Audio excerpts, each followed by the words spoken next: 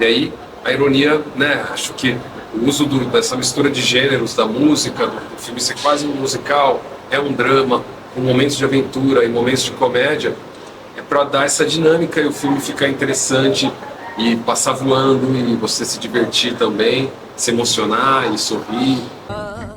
Canário não canta só em cima daquela serra, já canta dos curiosos. Minha avó me conta que já tinha gente morando aqui nos Lençóis quase 200 anos atrás. Foi só em 1982 que criaram o Parque Nacional dos Lençóis. E as pessoas que já moravam aqui foram proibidas de ter água, luz e esgoto. Estamos aqui com o Marcelo Bota, diretor do filme Betânia. Prazer. E minha primeira pergunta é duas perguntas. A primeira é, eu sei que esse filme ele veio de um documentário que você fez, mas eu fiquei curiosa de saber como é que você chegou até esse documento para fazer o documentário e se a Betânia é inspirado na vida real dos personagens que aparecem ali como uma homenagem no final do filme e se você conheceu eles durante o documentário. O documentário a gente realizou em 2018 no Parque Nacional dos Lençóis, né? Para a TV, foi uma série documental que a gente filmou pessoas inspiradoras de lugares remotos da América do Sul. E o último episódio que a gente rodou foi nos Lençóis Maranhenses, justamente com a Dona Maria do Celso, que é a inspiração do filme. Não é um filme inspirado, não é um filme sobre a história dela, mas é inspirado inicialmente nela, e aí as histórias de outras mulheres com histórias parecidas com a dela, dos Lençóis Maranhenses, que foi uma junção também com a experiência pessoal da atriz Diana Matos, que criou essa personagem Betânia, né? Então o documentário, a gente chegou na Dona Maria do Celso porque eu queria muito fazer um documentário sobre uma pessoa inspiradora dos Lençóis Maranhenses, né? E aí na pesquisa a gente viu que a Dona Maria do Celso era uma pessoa muito proeminente, muito conhecida na região, que ela luta para levar energia elétrica para o povoado dela há 50 anos. Então ela é uma agitadora assim, na região, que conhece todo mundo conhece a Dona Maria. E 3 anos depois me veio esse clique de caramba, acho que a gente tem que fazer uma ficção inspirada nesse universo da Dona Maria, que é tão lindo, tão rico. Mas tudo representando muito ao máximo o modo de vida de quem vive nos povoados dos Lençóis, porque a minha busca sempre foi essa, que era se eu conseguir fazer um filme que a galera que mora aqui nos Lençóis se sinta representada e emocionada, eu acho que pro restante das pessoas vai fazer sentido também. Mas então, você me diz, é verdade que os moradores dos Lençóis não gostam das dunas? Ele tem uma toada que o Misael Pereira canta, né? Esse morro, né? Ele chama a duna de morro. Esse morro é uma beleza, mas é destruidor. Porque realmente a duna, o vento move a duna muito rapidamente, então as pessoas elas estão sempre mudando a casa delas de lugar, que a duna vai chegando muito perto. Quando não é a duna que toma a tua casa, a duna às vezes entope o rio, desvia o curso do rio, que alguns rios cortam os Lençóis, e aí em Betânia tem o Rio Alegre, que corta, chama Rio Alegre, que corta Betânia, vem desde Santo Amaro e corta Betânia. Esse rio ele foi desviado, né, pelas dunas. As dunas, o vento move a duna desvia o rio, e aí o rio passa em cima das casas, né? Ele sai do curso onde ele estava, e ele passa em cima de casas, destruindo tudo que tem pela frente, né? Você falou que queria fazer um documentário, mais ficção, mas eu acho que no momento chega até a ser uma comédia. Eu adoro a parte dos franceses, do casal de franceses perdido nas dunas, e eu queria saber, para mim aquilo ali dava um filme só de perdido nas dunas. Como é que você teve essa ideia de trazer esse olhar do estrangeiro para as dunas? E você acredita que essa parte do filme traz também uma abertura maior do filme para os públicos de outros países ou também de públicos de outras regiões do próprio Brasil? Acredito que sim, traz. Ontem na sessão, né, na estreia mundial, a sala estava lotada no Zoo Palace, de 800 pessoas, e a maioria eram estrangeiros. E as pessoas riram muito nas cenas deles, os franceses. Porque tem uma ironia, né, de um casal que está em crise e que decide viajar, mas aí eles vão para um lugar lindo, mas na época errada, na época da seca, e essa frustração, um pouco de arrogância, né, e que acaba gerando o que gera, sem dar spoilers.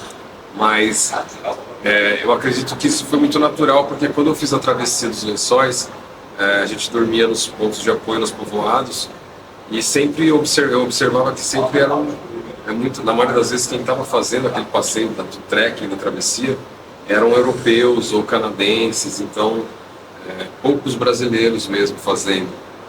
Achei que aquilo era algo que eu deveria trazer para o filme para mostrar, né, que quem mora no centro primitivo dos Lençóis, os lugares mais isolados e tem um ponto de apoio, recebe muito mais a visita de estrangeiros aqui em casa do que de brasileiros. Barreirinha tem mais estrutura. Tem mais barulho, Juscelia. Não tem mais cabimento, a senhora viver no meio do nada aqui.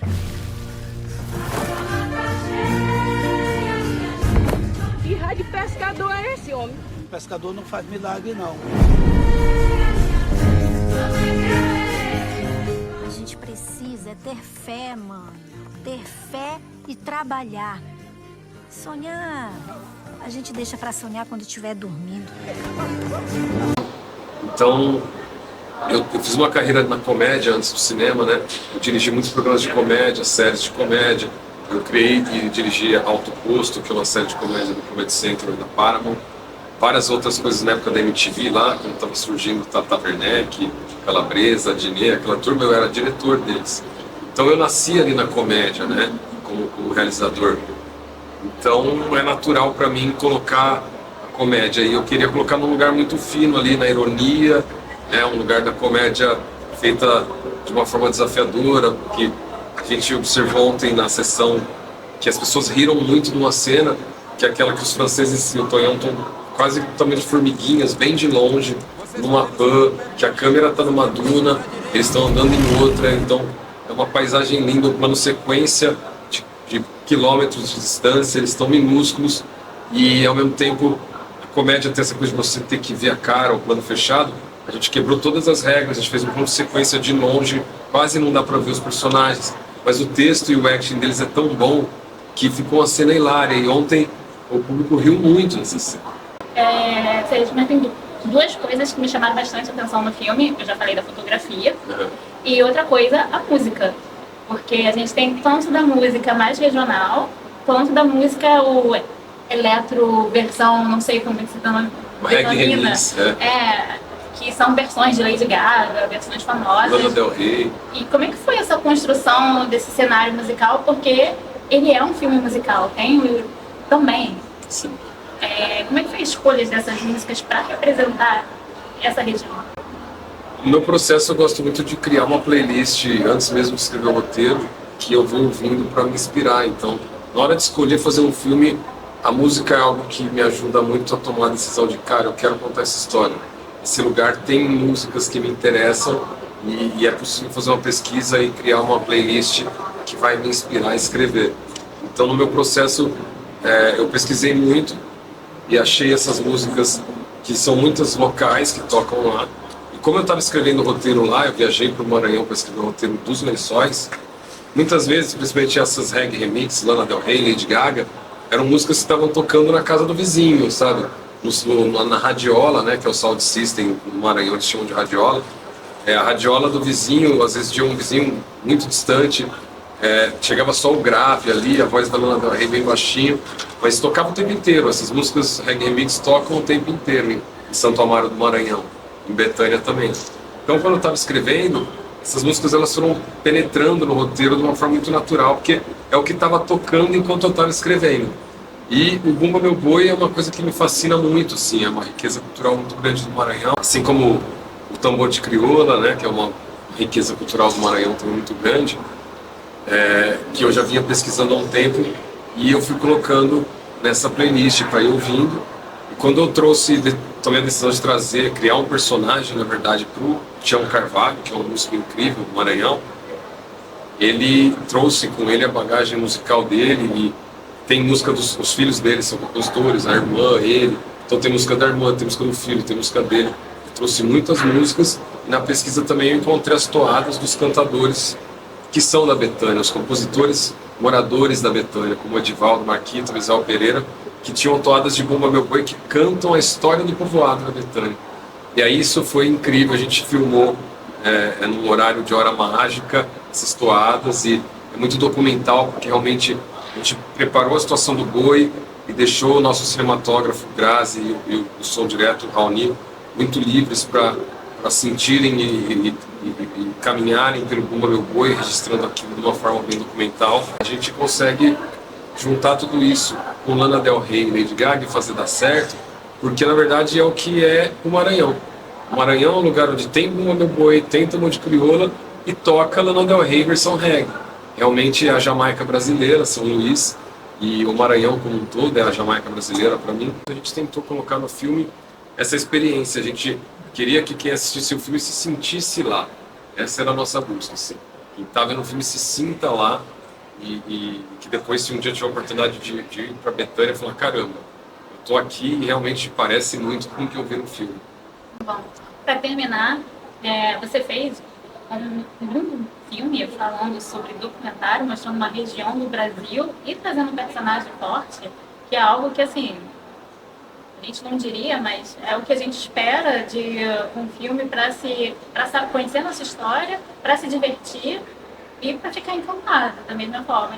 E tem um outro projeto de fazer algo parecido em outra região do Brasil ou em outro universo? Como é que você... Eu sei que você acabou de lançar o filme no festival, ainda tem muito pela frente, mas não vem essa vontade de fazer outra coisa da mesma, não da mesma forma, mas assim, dar esse gostinho pra gente de um outro local, de uma outra situação que você pode criar? Sim, eu estou muito querendo seguir por esse caminho de procurar os lugares do Brasil que tem uma riqueza cultural e social e ambiental e que ainda estão subrepresentados na cinematografia brasileira, eu acredito. Tem muitos lugares assim, né? Eu estava pesquisando sobre o Delta, do Parnaíba, né? Eu tenho vontade de fazer um filme em Alcântara, né? Que é a ilha também no Maranhão. E eu tenho meu projeto que está mais maduro agora, que é o Bramaica, que antes se chamava Maranhão Jamaica. Eu estou chamando ele de Bramaica agora, que é a história que conta mais essa história de amor entre o Maranhão e a Jamaica, através da história de uma DJ trans, que é DJ maranhense, que tem o sonho de ir para Jamaica, em busca de um disco muito raro, que o pai dela passou a vida toda procurando. Mas eu também quero fazer um filme na floresta amazônica, tenho pesquisado sobre o Amapá, e a ideia, perdão, a ideia é justamente essa, a gente conseguir, com toda essa bagagem, esse aprendizado de Betânia, fazer filmes nessa mesma linha, de trazer o documental, um pouco da comédia, o drama, a música, e revelando a cultura brasileira tão forte, tentando fugir dos lugares que já estão bem representados na cinematografia e revelar mais esses lugares que ainda precisam ser melhores representados no cinema brasileiro. Perfeito, obrigada. Obrigado demais, valeu.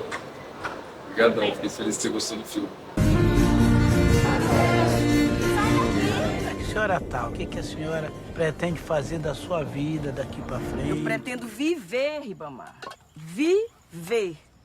E quando tu sai, a onda balanceia, alegrando a sereia.